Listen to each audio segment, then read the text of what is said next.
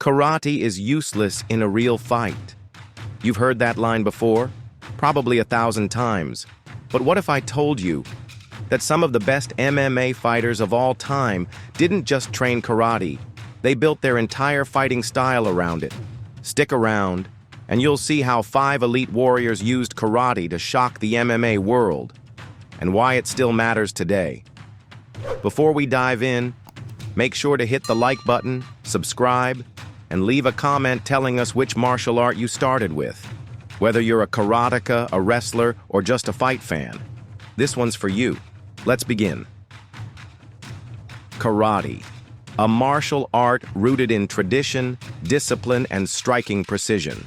For centuries, it was taught in quiet dojos, far from the roar of the crowd, built on honor, timing, and respect.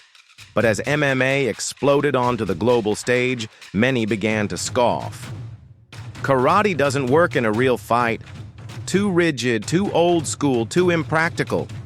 And for a while, they were right. The early days of MMA were brutal testing grounds, and karate was left on the sidelines. But over time, a new wave of fighters emerged. Men who didn't abandon their traditional roots. They adapted them, evolved them, and brought karate back into the fight. These are 5 real karate fighters who didn't just step into the cage, they changed the game. Let's start with the man who moves like no one else, Stephen Wonderboy Thompson. He didn't walk into the UFC with wrestling credentials. He didn't come from Muay Thai or boxing. He came from American karate and kempo, trained by his father, a lifelong martial artist. Wonderboy brought with him the elusive sideways stance, the lightning-fast side kicks, and the rare ability to strike without being touched.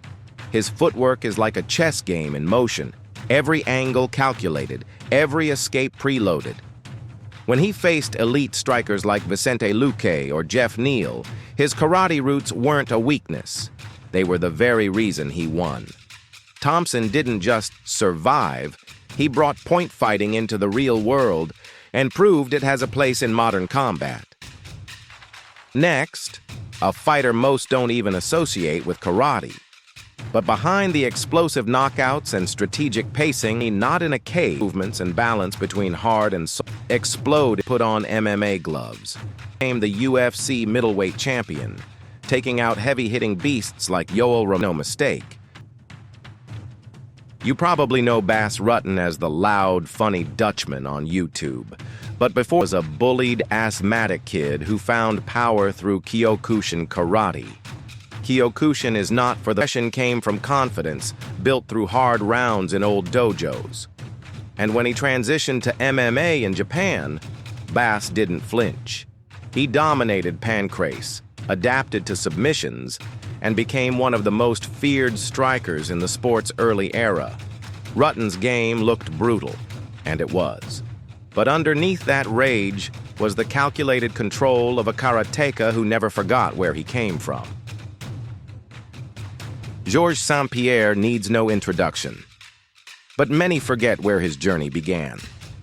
As a kid in Quebec, bullied and introverted, GSP turned to Kyokushin karate to find strength. He once said, "Karate saved my life." The kata, the bowing, the discipline, it gave him not just skill but identity. In the cage, you see the echoes of karate in his movement. His balanced stance, his blitz attacks, his clean front kicks. These weren't borrowed from Muay Thai or Taekwondo. They were forged in white dogi on hardwood floors, but it goes even deeper. GSP once explained that he picked up wrestling quickly not because he trained it since childhood, but because karate had already given him world-class timing and footwork. While others struggled to learn when to shoot or sprawl, GSP already knew how to read rhythm and anticipate movement. Add to that the fact that fighters back then often competed at their natural weight, without drastic weight cuts, and you had a generation of martial artists who fought to test technique, not just size or dehydration. Even his mindset, humble, strategic, philosophical, reflects the karate mentality. Win without ego, fight with control, And it worked.